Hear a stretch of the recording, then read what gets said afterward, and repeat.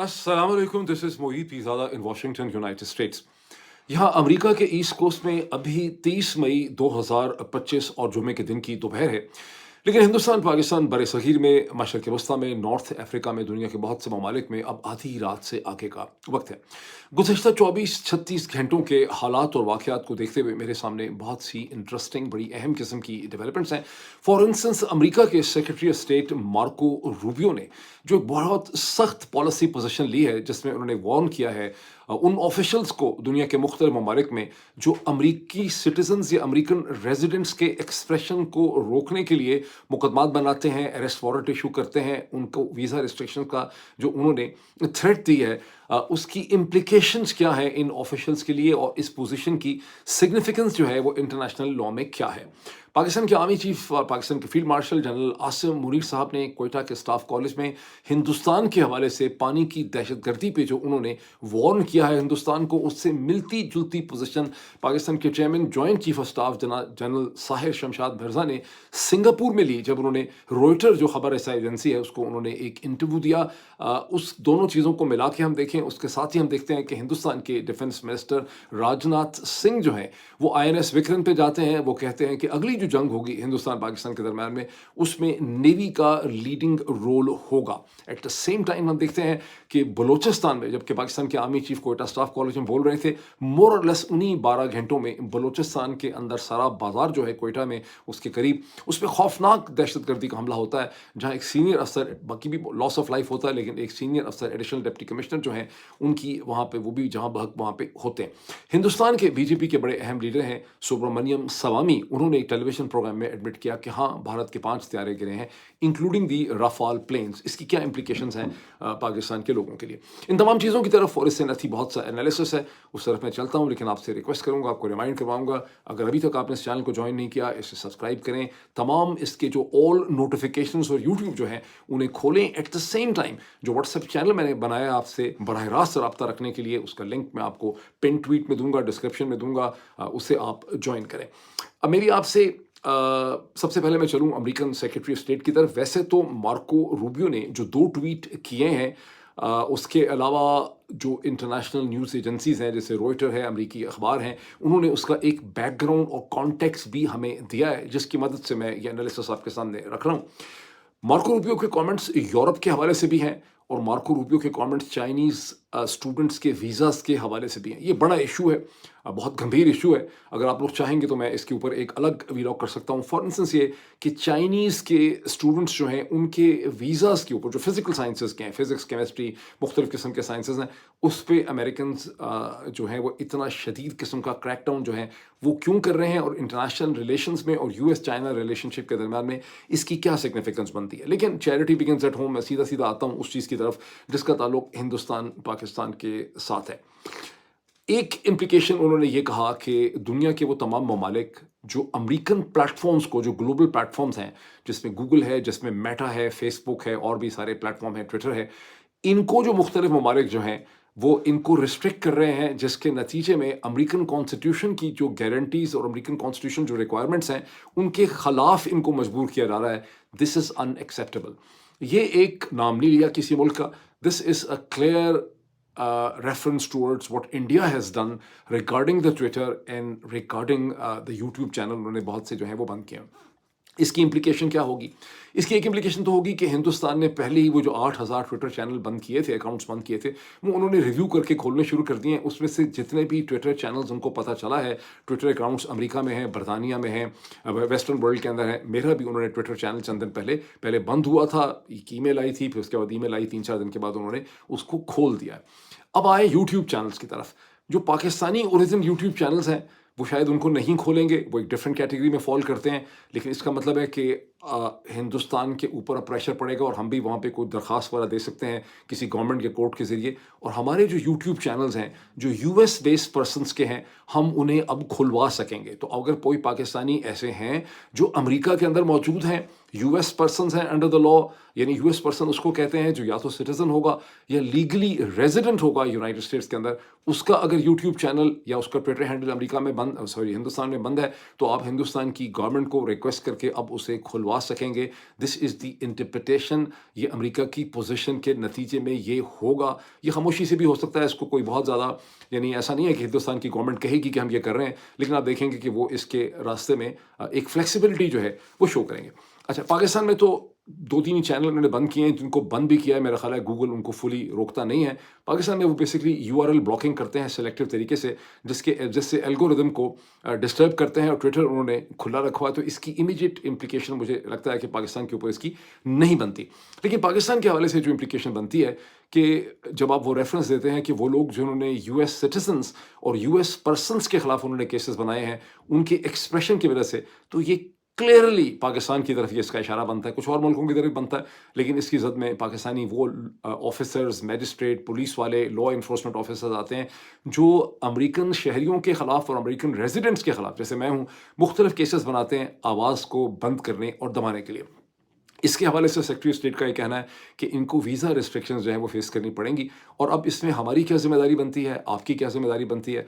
आप में से वो तमाम लोग जो अमेरिका में हैं, आपके किसी ट्वीट की वजह से, आपकी किसी फेसबुक पे पोजीशन की वजह से, आपके यूट्यूब की वजह से, आपके अहले खाना को, रिश्तेदारों को, कज़न्स को, माँ बाप को, फैमिली मेम्बर्स को, बिजनेसेस को टारगेट किया गया है। ये ट्रांसनेशनल रिप्रेशन है। अब अमेरिका के सेक्रेटरी ऑफ स्टेट ने इस पर क्लियर पोजीशन ले ली है। आपकी ज़िम्मेदारी ये बनती है कि आप federal bureau of investigation FBI, जो इसके हवाले से डाटा को मसलसल इकट्ठा कर रहा है, आप उसको अपनी क्लियर इन्फॉर्मेशन दें और उन अफसरों के नाम बताएं कि ये SP साहब, ये SHO साहब, ये FIA वाला बंदा, ये फ़लाँ ऑफिसर जो है, इन्होंने ये किया है, इस वजह से उन्होंने किया है।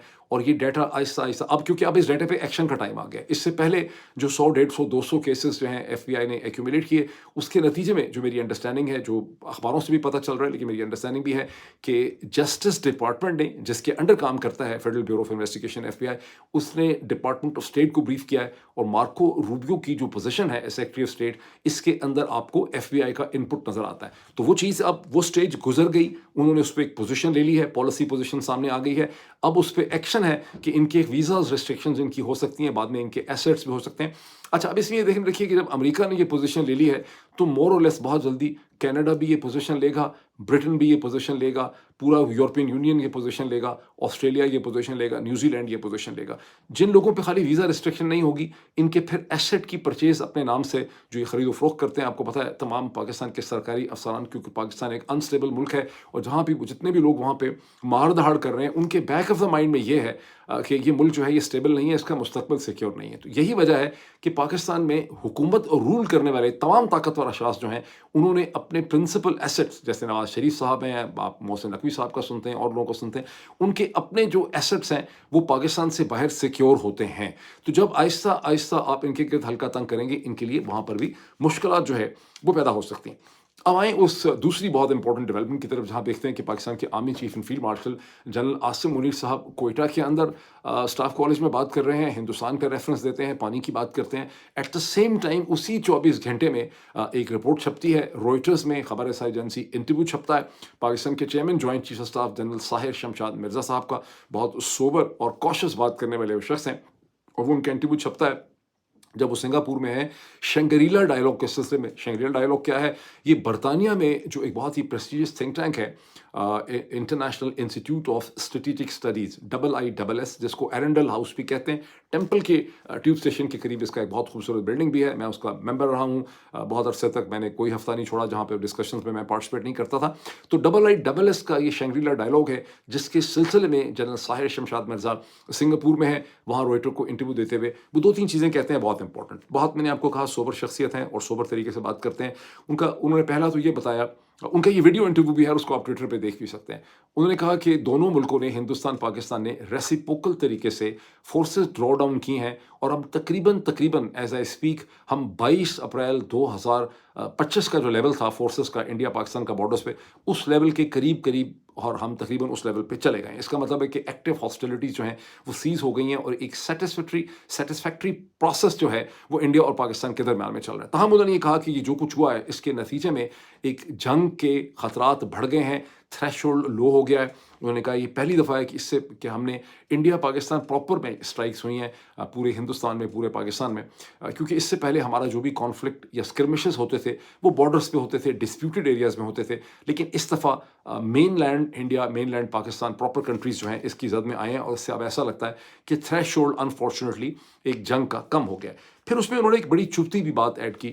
انہوں نے کہا کہ انڈس واٹر ٹریٹی جو ہے اس پہ ہندوستان کی جو پوزیشن ہے، جو ہیلڈ ان ابیئنس ہے، اور اس کے نتیجے میں بھی جنگ کا تھریش ہولڈ برے صغیر میں کم ہو گیا. اور اس میں انہوں نے ایک آرگومنٹ دیا. انہوں نے کہا کہ چونکہ پاکستان ایک ایگریرین ایگریکلچر سوسائٹی ہے، ہمارا تمام دار و مدار جو ہے وہ پانی کے اوپر ہے، اور ظاہر ہے یہ سچویشن ہمارے لیے ان ایکسیپٹیبل ہے. اب اسی قسم کی پوزیشن جو ہے وہ جنرل عاصم منیر نے اسٹاف کالج میں لی، جب انہوں نے کہا ہم ہندوستان کی ہیجمنی و بالادستی کو قبول نہیں کریں گے، اور ہمارے خلاف جو چیز ہو رہی ہے یہ ہائیڈرو ٹیررزم یا واٹر ٹیررزم ہے، and that is in acceptable. اور اشارہ ان کا یہ ہے کہ ہم اس کے اوپر لڑ سکتے ہیں. اب ایک طرف پاکستان کے آرمی چیف جو فیلڈ مارشل ہیں، دوسری طرف پاکستان کے chairman joint chief of staff C G S جو ہیں، وہ سی جی ایس نہیں بنتا، سی جی جی ایس پتہ نہیں کیا بنتا، chairman joint chief of staff, وہ دونوں نے ایک ہی پوزیشن لی ہے. اس کا مطلب ہے کہ پاکستان کی طرف سے جو سگنل ایمٹ کر رہا ہے انڈیا کے لیے وہ یہ ہے کہ پانی کا مسئلہ ہمارے لیے بہت ہی نازک ہے، اس کے اوپر جنگ بھی ہو سکتی ہے. اب کیا واقعی اس میں جنگ ہوگی؟ مطلب بہت سے لوگ، بہت سے نوجوان بڑی اس میں یعنی تیزی دکھاتے ہیں اس کے حوالے سے. بہت سے ٹی وی اینکر ہیں وہ کہتے ہیں پاکستان حملہ کر دے گا ڈیمز وغیرہ کے اوپر. اس میں کوئی شک نہیں ہے کہ نریندر مودی کی جو پوزیشن ہے ان کی حکومت کی وہ بڑی ایگریسو ہے، اور پہلگام کی جو ٹریجڈی ہوئی اس سے پہلے بھی وہ مسلسل پاکستان کو فورس کر رہے تھے کہ انڈس واٹر ٹریٹی کو ری نیگوشیٹ کیا جائے اور ایک نئی ٹریٹی کے ذریعے 1960 کی جو ٹریٹی ہے اس سے ریپلیس کیا جائے. لیکن اس میں بہت سی اس تیز و تند قسم کی بحث میں بہت سے لوگ یہ بھول گئے ہیں کہ جب 23 اپریل 2025 کو انڈس واٹر ٹریٹی کو ہندوستان نے، مودی کی حکومت نے سسپینڈ کیا، تو انہوں نے کہا کہ یہ سسپینڈ رہے گی till Pakistan provides a verifiable account of the dismantling of the Kashmir related terror networks. یہ انڈیا کے اوپر جو ٹیرر نیٹورکس ہیں، بیسکلی جو ملیٹنٹ گینگز ہیں، ان کو پاکستان ڈسمینٹل کرے. تو اس میں پاسبلٹی اگر جنگ، اللہ نہ کرے کہ جنگ ہو دونوں ملکوں کے درمیان، بہت ہی خطرناک ہوگی. اگر کیونکہ بہت زیادہ لوگ اب پریڈکٹ کر رہے ہیں کہ ایک سیکنڈ ممکن ہے جنگ بہت جلدی ہو سکتی ہے، کچھ مہینوں میں ہو سکتی ہے، اکتوبر نومبر. تو اس جنگ سے بچنے کے لیے مجھے کیا سمجھ آتی ہے کہ اس کا حل کیا نکلے گا؟ میں سمجھتا ہوں کہ پاکستان کی سائڈ سے ہندوستان ایک کنوینئنٹ برنکسمین شپ ہے، کیونکہ اس سے ڈومیسٹک پالیٹکس میں بہت زیادہ مدد ملتی ہے. اور یہ جو پریزنٹ رجیم ہے اس نے گزشتہ چند دنوں میں اور ہفتوں میں اس سے بہت زیادہ فائدہ اٹھایا. تو یہ جان بوجھ کے اس برنکسمین شپ کو کنٹینیو کر رہے ہیں، اور ان کو at the back of the mind ان کو خطرات کا اندازہ ہے. دوسری طرف ہندوستان میں بھی پالیٹکس میں مدد ملتی ہے، ان کو بھی خطرات کا اندازہ ہے. اس کا حل ممکنہ کیا نکلے گا؟ اس کا حل ممکنہ یہ نکلے گا کہ امریکہ اور چین یا اور برطانیہ کی مدد سے، اس میں سعودی عرب بھی شامل ہو سکتا ہے، ہندوستان اور پاکستان میں بیہائنڈ دا سینس ایک ایسی نیگوسیشن اور ٹاکس ہوں گی جس کے نتیجے میں پاکستان ویریفائبل طریقے سے کشمیر ریلیٹڈ اپنے جو ایسٹس اور ملیٹنٹ گینگز ہیں، جیسے یہ ریزسٹنس فرنٹ ہے جس نے پہلے ذمہ داری لی تھی پہلگام کی، بعد میں مکر گئے. اس کے بارے میں ہمیں پتہ چل رہا ہے مسلسل انڈین پبلیکیشن سے کہ گزشتہ کئی سالوں سے پیر پنجال کی جو رینج ہے گنجان درختوں کی، فارسٹ کی، اس میں یہ بہت زیادہ سرگرم ہے. تو اس قسم کے جتنے بھی ایسٹس ہیں پاکستان کو انہیں چھوڑنا پڑے گا، ڈسمینٹل کرنا پڑے گا. اور دوسری طرف سے جو ٹریڈ آف ہو سکتا ہے کہ ہندوستان جو سپورٹ کرتا ہے بی ایل اے کو یا بلوچ انسرجنس کو، اس سے ہندوستان جو ہے وہ پیچھے ہٹے. تو اس قسم کی ایک ڈیل جو ہے ممکن ہے، یہی ایک وائز طریقہ ہوگا اگر دونوں کنٹریز میں ویژن ہے. اگر ایسا نہیں ہوگا تو پھر خطرات جو ہیں جنگ کے بڑھتے رہیں گے. اب اس کے اوپر آ جائیں کہ جب جنرل عاصم منیر صاحب کوئٹہ اسٹاف کالج میں بول رہے ہیں فرائیڈے کے دن میں، این اسی وقت کوئٹہ سے قریب ساراب بازار جو ہے وہاں پر تقریباً 25 سے 30 انتہائی ٹرینڈ جو گن مین ملیٹنٹس ہیں وہ حملہ کرتے ہیں. بہت سا نقصان ہوتا ہے، لاس آف لائف بھی ہوتا ہے، لیکن وہاں پر ایک senior revenue officer, additional deputy commissioner جو ہیں وہ بھی جاں بحق ہوتے ہیں، جو لوگوں کو بچانے کی وہاں پہ کوشش کر رہے ہیں. دس از اے میجر سیٹ بیک. اس کے بعد کیا ہوتا ہے کہ اسپوکس پرسن جو ہیں بلوچستان کے، وہ اس پہ اسٹیٹمنٹ دیتے ہیں کہ اس سارے چیزوں کے پیچھے فتنہ الہند ہے. جسے پہلے فتنہ الخوارج کہا جا رہا تھا، اب اس کو ریپلیس کر دیا، ایک نئی ٹرم آ گئی ہے فتنہ الہند ہے. ہندوستان یہ سارا کا سارا کروا رہا ہے. تو پھر اس کا کیا مطلب ہے کہ اب اتنا بڑا حملہ ہوا ہے تو پھر کیا پاکستان ہندوستان کے خلاف جنگ کرے گا؟ کیونکہ ہندوستان تو کہتا ہے کہ جب بھی کوئی حملہ ہمارے اوپر ہوگا ہم جنگ کریں گے. ظاہر ہے پاکستان کے پاس اتنی اسپیس نہیں ہے جتنی ہندوستان کے پاس کم از کم کہنے کی اسپیس ہے. اب ہندوستان کے ہم نے دیکھا کہ ڈیفینس منسٹر اسی 24 گھنٹے میں راجناتھ سنگھ صاحب جو ہیں وہ جاتے ہیں INS وکرم پہ، جو اس وقت کھڑا ہے کہیں گوا میں، انڈیا کے ویسٹرن کوسٹ میں، اور وہاں پہ کہتے ہیں کہ جو نیکسٹ جنگ ہوگی اس میں پاکستان کے خلاف جو پرنسپل رول ہوگا وہ انڈین نیوی کا ہوگا۔ پولیٹیکل ریٹرک بھی ہے، لیکن پھر بھی چیزیں ایک خطرناک ڈائریکشن میں ہمیں جاتے نظر آتی ہیں۔ اب ان دونوں چیزوں کے ساتھ یہ جو پانی افغانستان، جنرل عاصم منیر کی جو پوزیشن ہے، chairman joint chief of staff general Sahir Shamshad Mirza کی جو پوزیشن ہے، اس کے ساتھ اس چیز کو دیکھیں کہ افغانستان کے فورن منسٹر جو ہیں امیر خان متقی، جن کو ابھی بھی مسلسل کہا جا رہا ہے کہ انٹرم فورن منسٹر ہیں، حالانکہ اب تو پتہ نہیں 3 سال ہو گئے ان لوگوں کو یا 4 سال ہو گئے، ابھی بھی انٹرم ان کو کہہ رہے ہیں، تو وہ پاکستان کے ایک دورے پہ آ رہے ہیں۔ ابھی اس کی ایگزیکٹ تاریخ کا نہیں پتہ چلا، لیکن پاکستان کا انویٹیشن تھا جسے انہوں نے قبول کر لیا ہے۔ ڈیٹس ورک آؤٹ کی جا رہی ہیں، یہ 1 دن کا دورہ نہیں ہے، یہ 3 دن کا دورہ ہوگا، اس میں ہر قسم کی چیزوں پہ بات چیت ہوگی۔ ایٹ دا سیم ٹائم گزشتہ 24 گھنٹے میں پاکستان نے افغانستان کے ساتھ اپنے ڈپلومیٹک ریلیشن شپ کو ایمبیسڈر لیول کے اوپر انہوں نے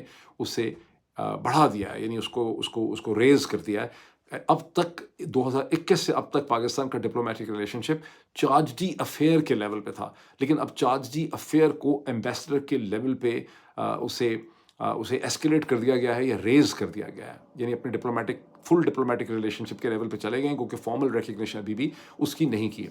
اب جو 19 اپریل کو جب ڈار صاحب نے وزٹ کیا افغانستان کا، اس کے بعد سے بتدریج افغانستان اور پاکستان کے درمیان تعلقات میں بہتری آئی ہے۔ اب اس کو ہندوستانی اگر آپ اخبارات کے پوائنٹ آف ویو سے دیکھیں، انفارچونیٹلی میں اس وقت ایڈیٹنگ نہیں کر سکتا بیکاز بہت دیر ہو جائے گی، تو وہاں پہ آپ کو یہ انالیسس نظر آتا ہے لوگوں کا کہ ہندوستان کے ساتھ برنکسمین شپ ہو رہی ہے، اور افغانستان جس کے ساتھ پہلے برنکسمین شپ ہو رہی تھی اس کے ساتھ برنکسمین شپ کو پاکستان نے چھوڑ دیا ہے، بیکاز انہوں نے یہ اسیسمنٹ کی ہے کہ افغانستان کے ساتھ جنگ اور ٹینشن یا برنکسمین شپ ہمیں پاکستان کی ڈومیسٹک پالیٹکس میں سوٹ نہیں کرتی، ان پاپولر ہے، جبکہ ہندوستان کے ساتھ جو برنکسمین شپ اور ٹینشنز ہیں وہ ہمیں ڈومیسٹک پالیٹکس میں ہمیں سپورٹ کرتی ہیں۔ اب ذرا تھوڑا سا اور دیکھیں کہ پاکستان کی اس وقت حالات کس قسم کے ہیں، آلموسٹ جوک کی سچویشن ہے جب آپ دیکھتے ہیں کہ بلال ثاقب صاحب، جن کو CEO بنایا گیا ہے پاکستان کرپٹو کرنسی کونسل کا، اور وہ ان کو باقاعدہ چند دن پہلے مئی میں ہی 2000 mega what crypto data mining کے لیے مزید ان کو بجلی کا کہا گیا ہے کہ ان کو ملے گا۔ 2 دن پہلے انہوں نے ثاقب بلال صاحب نے لاس ویگس کے اندر، جہاں پہ ٹرمپ کے دونوں صاحبزادے ایرک اینڈ ٹرمپ جونیئر موجود تھے، وہاں پر انہوں نے پاکستان کی ڈیجیٹل جو ایسٹس ہیں کرپٹو بٹ کوائن میں، انہوں نے پوری دنیا کو انویسٹمنٹ کرنے کے لیے کہا۔ اس کے ودن 24 گھنٹے یہ پتہ چلا from state bank of Pakistan and ministry of finance, جو بریف کر رہے تھے نیشنل اسمبلی کی standing committee on finance and taxation وغیرہ میں، کہ پاکستان کے اندر کرپٹو کرنسی بٹ کوائن وغیرہ جو ہے وہ انلیگل ہیں ایز پر دا لا، اور پاکستان کے قانون میں اس میں کوئی انویسٹمنٹ اور ٹرانزیکشن جو ہے وہ نہیں ہو سکتی۔ اب اس سے بڑا کوئی جوک ہو سکتا ہے کہ پاکستان کی حکومت نے فائنانس منسٹر کا ایک ایڈوائزر لگایا ہے ثاقب بلال صاحب کو، جو بتایا جاتا ہے کسی بہت اہم شخصیت کے صاحبزادے یا ان کے داماد وغیرہ ہیں، وہ وہاں پہ جا کے پوری دنیا کے سامنے لاس ویگس میں اس میں انویسٹمنٹس آفر کر رہے ہیں، لیکن پیچھے پاکستان میں یہ چیز جو ہے وہ انلیگل ہے اور غیر قانونی ہے۔ اور یہ نیشنل اسمبلی کو بتایا، جہاں شرمیلا فاروقی صاحبہ نے اس حوالے سے کچھ کویسچنس اٹھائے ہوئے تھے، وہ چاہتی ہیں کہ کرپٹو کے حوالے سے پاکستان کے قوانین کو مزید سخت کیا جائے، بیکاز ان کو لگتا ہے کہ اس سے منی لانڈرنگ ہو سکتی ہے۔ تو وہاں پر جو فورن سیکرٹری ہیں امداد بوسل، انہوں نے نیشنل اسمبلی کی کمیٹی کو انہوں نے یہ بریف کیا۔ اب اس ساری کی ساری جو کہانی ہے کرپٹو کی، اس میں رسکس کیا ہیں پاکستان کے لوگوں کے لیے؟ رسک یہ ہے کہ پاکستان ایک لالیس سوسائٹی ہے، ایک لالیس ڈھانچہ ہے۔ پاکستان ایک ریاست ہے جس کے اندر کوئی قانون نہیں ہے کسی قسم کا، جہاں طاقتور لوگ جو ہیں وہ قانون بناتے ہیں، قانون کو اپنے لیے استعمال کرتے ہیں، اور عام آدمی کو اس قانون کی کوئی پروٹیکشن نہیں۔ یہاں پر وہ تمام لوگ جو ان کے جھانسے میں آ کے اسٹیٹ کے بنائے ہوئے کسی بھی بٹ کوائن اور کرپٹو کرنسی کا کوئی اگر ایسٹ یا اسکیم ہوگی اس میں انویسٹ کریں گے، تو آپ کا پیسہ شدید خطرے کا اس کو خطرہ رہے گا۔ یہاں آپ کو پتہ ہے یہاں فورن بینک اکاؤنٹس جو ہیں ان کی بھی کوئی سیکیورٹی نہیں ہے، یہاں جس کے چاہتے ہیں بینک اکاؤنٹس میں جا کے گھس جاتے ہیں، اس کی ڈیٹیل نکال سکتے ہیں، کچھ بھی کر سکتے ہیں۔ یہاں پہ کسی بھی چیز کی کوئی سینکٹیٹی نہیں ہے۔ میری پروفیشنل ایڈوائس آپ سے یہ ہے کہ آپ اس قسم کے یہ جو اسکیم انہوں نے کھڑا کیا ہے اس سے آپ دور رہیں۔ اب آپ سوچتے ہوں گے کہ لا لیسنس کا لفظ تو بہت استعمال کرتے ہیں، اس کا مطلب ہوتا کیا؟ دیکھیں اس کی امپلیکیشنز کیا ہیں۔ اس کا مطلب ہے کہ جب لا لیسنس ہوتی ہے، جب قانون نہیں ہوتا، اس کا یہ مطلب نہیں ہوتا کہ وہاں قانون بنا ہوا نہیں ہوتا، وہاں آئین ہوتا نہیں ہے، وہاں پہ عدالتیں نہیں ہوتی، وہاں پولیس نہیں ہوتی، وہاں قانون لکھے بھی نہیں ہوتے۔ لا لیسنس کا مطلب یہ ہے کہ وہ تمام کے تمام قانون جو ہیں، وہ جو طاقتور مجرم اور کرمنلز ہیں، وہ اس قانون کی گرفت میں نہیں آتے، قانون ان کو پکڑ نہیں سکتا۔ They are not accountable in front of the law, because system بہت زیادہ ویک ہوتا ہے۔ البتہ وہی کرمنلز لوگ چونکہ قانون کو کنٹرول کرتے ہیں وہ اس کے ٹول کو استعمال کر سکتے ہیں ایک عام شہری کے خلاف. سو قانون الٹا کام کرتا ہے. یعنی امریکہ میں قانون ایک عام شہری کو پروٹیکٹ کرتا ہے against the aggression of the strong. Government کی ایگریشن سے، مضبوط لوگوں کی ایگریشن سے، طاقتور لوگوں کی ایگریشن سے امریکن شہری کو قانون پروٹیکشن دیتا ہے. پاکستان میں قانون ایک ٹول ہے طاقتور لوگوں کے ہاتھ میں. سو کرمنلز کے ہاتھ میں پاکستان کا سارا قانون ہے. قانون کرمنلز کو نہیں پکڑ سکتا. قانون کو کرمنلز استعمال کرتے ہیں ایز اے ٹول. شریف اور ڈیسنٹ لوگوں کو جو لا ابائڈنگ سٹیزنز ہیں، جنہوں نے اپنا سب کچھ قانون کے حساب سے رکھا ہوا ہے، وہ پاکستان میں انتہائی غیر محفوظ قسم کی کیٹیگری میں فال کرتے ہیں. اور اب صورتحال یہ ہو چکی ہے کہ پاکستان کے اندر طاقتور بیٹھے ہوئے لوگ پاکستان کے نام پہ، پاکستان سے باہر جو ڈائسپوراز اور ایکسپیٹس ہیں جیسے میں ہوں، ہمیں قانون سے کنٹرول کرنے کی، پاکستان کے قانون کی تھریٹ دے کر ہمیں کنٹرول کرنے کی کوشش کرتے ہیں، ہماری آواز کو دبانے کی کوشش کرتے ہیں جو ہمیں امریکن کانسٹیٹیوشن نے دی ہے as a U S person on the U S soil. یہ وہ چیز ہے جس کی طرف اب ڈپارٹمنٹ آف اسٹیٹ نے اور مارکو روبیو نے فائنلی پوزیشن لی ہے اور اس کو انہوں نے آرکیسٹریٹ کر دیا ہے. اب آپ کو اس کی پوری کانٹیکسچولائزیشن جو ہے وہ سمجھ آتی ہے. اب اس کی ایگزامپل آپ دیکھیں لا لیسنس کی. پچھلے 24 گھنٹے میں جو دن گزرا اس میں ایک ATC اینٹی ٹیرر کورٹ نے اسلام آباد میں عبد اللطیف صاحب جو ایک MNA ہے، چترال سے ہیں، NA1 ہے غالباً، اور ان کو May 9 کے حوالے سے انہیں اور 11 اور پاکستان تحریک انصاف کے جو ورکرز ہیں انہیں 27 سال کی سزا جو ہے وہ ان کو سنائی. ایلیگیشن ان کے اوپر کیا ہے کہ انہوں نے اسلام آباد کے اندر ان سب لوگوں نے مل کے رمنا 1 پولیس اسٹیشن پہ 9 مئی کو انہوں نے حملہ کیا. عبداللطیف صاحب نے اس کے اوپر ایک ویڈیو ریکارڈ کروائی ہے جسے آپ پاکستان تحریک انصاف کے یوٹیوب چینل کے اوپر دیکھ سکتے ہیں. اس میں انہوں نے کہا ہے کہ یہ رمنا 1 پولیس اسٹیشن کا ہمیں اس وقت پتہ چلا جب ہمیں پتہ چلا کہ ہمارے اوپر ایک FIR جو ہے وہ کٹ گئی اس حوالے سے. یعنی وہ کہہ رہے ہیں کہ ہمیں سرے سے پتہ ہی نہیں ہے، ٹوٹل FIR جو ہے وہ جعلی ہے. اور وہ کہہ رہے ہیں ہم پاکستان کی عدالتوں میں جائیں گے اور وہاں سے ہم رجوع کریں گے ریلیف حاصل کرنے کے لیے. وہاں سے ہو سکتا ہے ہم کو ریلیف مل بھی جائے بیکاز عدالتوں کے اتنے شاید برے حالات نہ ہوں ہائی کورٹس کے جتنے ATC کے ہیں. آپ کے ذہن میں آئے گا کہ عدالتوں سے کیسے ریلیف ملے گی جب ATC سے نہیں ملی. یہی بیسک ڈبیٹ تھی. لیکن چونکہ پاکستان میں سوچ سمجھ کی بہت زیادہ کمزوری ہے، اس میں کوئی شک نہیں ہے کہ چند سو ہزار لوگ جو ہیں ان کو چیزیں سمجھ بھی آتی ہیں، لیکن جو 90% پلس بلک ہے پاکستانی پبلک کا، اس کو چونکہ مائنڈ گرو کرنے کا موقع ہی نہیں ملا. 1953 کے بعد سے اس کو شادوری کی چوئی میں کنورٹ کر دیا گیا. تو لوگ اس فرق کو سمجھ نہیں سکتے کہ یہ جو ATC بنی ہوئی کورٹس ہیں، جس طرح سے ان کو ہینڈل کیا گیا ہے، یہ جو ملٹری کورٹس ہیں، ان کے سامنے صرف اور صرف بیسک فیکٹس رکھے جاتے ہیں. یہاں پر اس کے حوالے سے ایک براڈر ڈسکشن نہیں ہو سکتی کہ یہ فیکٹس کیسے کلیکٹ ہوئے ہیں، کہ کس لا کے تحت کلیکٹ ہوئے ہیں، یہ کس نے کلیکٹ کیے ہیں، یہ کون سٹیٹمنٹ دے رہا ہے. اس میں کراس ایگزامینیشن وغیرہ جو ہے اس طرح سے نہیں ہوتا جس طرح سے ہائی کورٹس کے سامنے ہوتا ہے. یہی وجہ ہے کہ پاکستان کی وکلا برادری کے لوگوں نے، سول سوسائٹی نے، بہت سے میڈیا کے لوگوں نے مخالفت کی تھی کہ اس طرح کے ٹرائل اس طرح کی عدالتوں کے سامنے جو ہیں وہ نہیں ہو سکتے، وہاں انصاف کے تقاضے جو ہیں پورے نہیں ہوں گے. پر یہ اس کی صورتحال ہے. اب اس کا ذرا ایک کنٹراسٹ کریں ہندوستان کے ساتھ، جو پاکستان میں جو ہو رہا ہے اور پاکستان کے جو حالات ہیں اسے ہندوستان کے ساتھ کمپیئر کریں. ہندوستان میں گزشتہ 24-36 گھنٹوں میں ان کے ایک اہم BJP کے بہت مشہور لیڈر ہیں، اب تو بہت بزرگ ہو چکے ہیں، جناب سبرامنیم سوامی صاحب نے ایک ویڈیو ڈسکشن میں اعتراف کیا جب ان سے پوچھا گیا کہ ہندوستان کے کتنے، اور BJP کے وہ لیڈر ہیں، کانگریس کے نہیں ہیں، اپوزیشن کے نہیں، یعنی ایسے ہی جیسے پاکستان میں PMLN کا کوئی لیڈر ہو. تو انہوں نے کہا کہ ہاں ہندوستان کے 5 طیارے گرے ہیں 7 اور 8 مئی کو، اور اس میں سے رفیل بھی ہیں، اور 5 طیارے ہمارے گر گئے ہیں بیکاز چائنیز پلینز اور ٹیکنالوجی بہتر تھی، اور ان کا کہنا یہ ہے کہ فرینچ جو ہیں وہ اتنی اچھی نہیں تھی. اب یہ اور بات ہے کہ فرانس مسلسل ہندوستان سے یہ پوچھ رہا ہے اور ڈیمانڈ کر رہا ہے کہ ان کو اسے وہ سرکمسٹانسز بتائے جائیں جس میں یہ رفیل طیارے گرے ہیں اور ان کا کیا ہوا ہے. اس کی غالباً وجہ یہ ہے کہ فرینچ کو یہ شک ہے کہ انڈین ایئر فورس نے رفیل کو پراپر پروفیشنل طریقے سے یوز نہیں کیا. سو ایشو رفیل کی مشین کی کمزوری نہیں ہے، وہ غالباً انڈین ایئر فورس کی جو ایڈیپٹیشن ہے رفیل کو استعمال کرنے میں اس کے ساتھ بھی اس کا تعلق جو ہے وہ ہو سکتا ہے.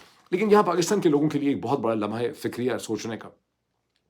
پاکستان سے بہت سے لوگوں نے، پاکستان میں بیٹھے ہوئے پاکستان سے باہر جو لوگوں نے سبرامنیم سوامی صاحب کے جو ویڈیو ہے اس کو نکال کے بہت کنگریچولیٹ کیا ہے اپنے آپ کو، پاکستان کو بڑی شو ماری ہے کہ دیکھو بالآخر مان رہے ہیں، آہستہ آہستہ مان لیے. یہ سب انتہائی بچگانہ. اسکول کے بچے اگر ایسی چیز کریں تو بہت اچھا لگتا ہے، لیکن جب آپ کی عمریں 50 سال سے زیادہ ہو جائیں، میں نے اس میں بعض لوگ 60 سال کے بھی ہیں، 70 سال کے ہونے لگے ہیں، میں نے دیکھا ہے انہوں نے بھی اس طرح کی باتیں کی. اس سے پتہ چلتا ہے کہ قوم بالکل چائلڈش لیول کے اوپر ایگزسٹ کرتی ہے، اس کا ذہن جو ہے اس نے گرو نہیں کیا، اس کی مینٹل کانشیسنس کا لیول نہیں. اصل میں جو کنٹراسٹ کرنے والی چیز ہے کہ ہندوستان میں سرکار کی جماعت بی جے پی کا ایک لیڈر ایک ویڈیو کے اوپر بیٹھ کے اس نے یہ مانا ہے، اور ماننا چاہیے ہندوستان کو، بیکاز تیاری ان کے گرے ہیں، مانیں گے تو امپروو کریں گے نا، کیسے اپنی ڈیفیشنسیز کو پورا کریں۔ کیا پاکستان سے پی ایم ایل این کا حکمران جماعت کا کوئی لیڈر ٹی وی پہ بیٹھ کے یہ مان سکتا ہے کہ پاکستان کا جو چائنیز اڈیپٹیو گراؤنڈ سسٹم تھا وہ ہندوستان کے مسلس کو روکنے میں بالکل ناکام ہو گیا؟ ایک ہندوستان کی جو ڈرونز ہیں وہ بھی دندناتے پھرتے رہے، اور پاکستان کے پاس ان ڈرونز کا کوئی پراپر کاؤنٹر میئر ان کو گرانے کا یا ان کو ہینڈل کرنے کا نہیں تھا، جبکہ پاکستانی ڈرونز کو ہندوستان نے اپنی ایئر کرافٹ گن جو تھیں، جو انہوں نے اڈیپٹ کی ہوئی تھیں with the help of modern telecommunication and with the help of A I and with the help of other communication methodology, اس سے انہوں نے پاکستانی ڈرونز کو آسانی سے مار گرایا۔ پاکستان نے جو کاؤنٹر حملے کیے فتح 1 فتح 2 کے شارٹ رینج جو تھے، پاکستان نے بیلسٹک یوز نہیں کیے، کروز نے یوز کیے، لیکن جو شارٹ رینج یوز کیے ان کو بھی ہندوستان نے آسانی سے ہینڈل کر لیا ان کے سسٹم نے۔ اور انٹرنیشنل آبزرورز یہ کہتے ہیں کہ کوئی ویریفائبل ایویڈنس نہیں ہے کہ پاکستان نے کوئی خاطر خواہ نقصان ہندوستان میں پہنچایا ہو۔ اب لوگ دوسری طرف کہتے ہیں کہ کھڈا ہی بنا پاکستان میں، یہ ونس اگین ایک بچکانہ بات ہے۔ انڈینز نے یہ ڈیمونسٹریٹ کیا ایئر فورس نے کہ ہم پریسیشن اسٹرائکس کر سکتے ہیں ود ان پاکستان۔ پاکستان یہ ڈیمونسٹریٹ نہ کر سکا کہ ہم پریسیشن اسٹرائکس کر سکتے ہیں ود ان انڈیا، ویسے ویڈیوز وغیرہ وہ ضرور دکھاتے ہیں۔ میچورٹی یہ ڈیمانڈ کرتی ہے کہ جس طرح سے ہندوستانی آہستہ آہستہ یہ مان رہے ہیں کہ ہاں ہمارے رفیل اور جہاز گرے ہیں، پاکستانیوں کو یہ کہنا ہے کہ ہاں ہمارا گراؤنڈ سسٹم اور ہمارے میسل سسٹم اتنے افیکٹو نہیں تھے۔ In view of a future war ہمیں ان کمی کو اور یہ جو شگاف ہیں اسے ہم نے امپروو کرنا ہے، بجائے اس کے کہ جو بیچارہ پاکستان میں تو کوئی بول ہی نہیں سکتا، آپ نے دیکھا ہے، جو باہر بھی بیٹھا آنےسٹ ایک بات کر رہا ہے اس کی بھی زندگی جو ہے اس کے بھی پیچھے آپ پڑ جائیں، اپنے اسی قسم کے جو قوانین آپ کے ہیں، ٹولز جو میں نے آپ کو بھی سمجھایا، ان کو استعمال کرتے ہیں۔ ابھی اتنا ہی، پھر آپ سے ملاقات ہوتی ہے۔ Thank you.